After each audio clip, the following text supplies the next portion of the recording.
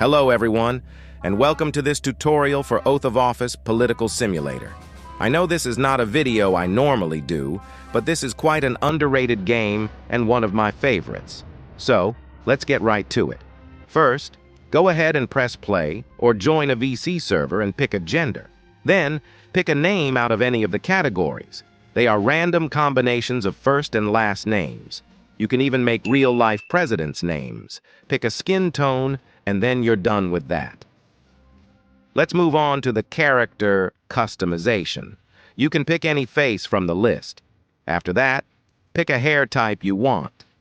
Now you should have only 3 or 4 outfits by default if this is your first time playing. Since this isn't my first time, I have bought some more. You can buy them from the shopping mall in the teleport menu. Now, pick a career. By default, you should have only one. These will help with your personal polls, which we'll see later. You can unlock more through earning badges. After you're done with customizing your character, we are ready to begin our political career. There are 5 groups of roles you can choose from. Go ahead and pick any role from any branch. We'll be starting from the executive branch. I will be the Deputy Secretary of the Interior. If we look down here in the bottom right corner, we will see the time along with some other stuff, like the current day and term. The little blocks of time above is your schedule, your time blocks for the day. This changes depending on your role. Let's bring ourselves over to the teleport menu. Here you can attend any current events going on or simply go and buy some new clothes and accessories. You can also go into the other menu to teleport to specific places. Keep in mind that some areas are exclusive to specific roles, so you may not see everything you want. Now, for your role duties. For most roles under secretary and legislative roles, you will have a department issue, your issue, and more. Those 2 are the most important to you.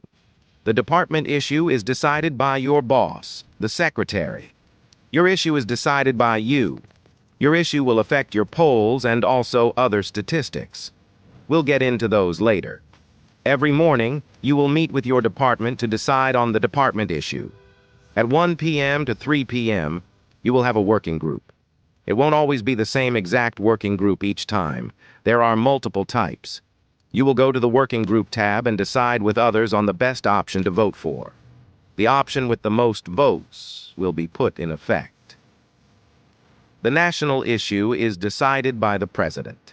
This belongs to his cabinet, which is a group made up of all of the secretaries and him and the vice president. It functions very similarly to the working group. Anyone can see this.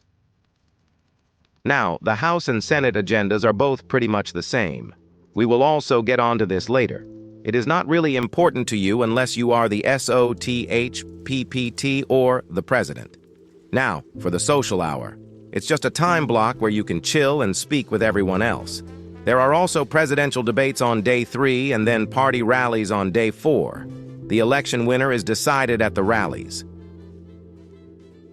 All right, let's start getting into more long-time things. Here you can choose a party. There will be 2 parties, but also a choice to stay independent. Note that if you are independent, you cannot run for president. The parties are here to split the server into mostly 2 sides and to make the game more realistic. They also make elections easier to get. In the House and the Senate, there will be leaders for both parties. This is also why, for the second block, you will meet up with your party instead of having a conference like in the previous update. We have covered the basics of the executive branch. Let's move on to the legislative branch. Here you can become a House representative or a senator. Being a senator requires the Advice and Consent Game Pass, costing 300 Robux. Basically, all day you just sign bills. It might sound boring, but it's vital to becoming the president since it impacts your polls in the most efficient way.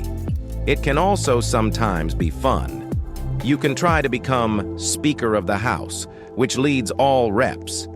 Or you can become a House leader for your party. The way that it works is that House representatives or senators will propose a bill. If a bill in the House gets voted on and it is passed, it goes to the Senate, and vice versa.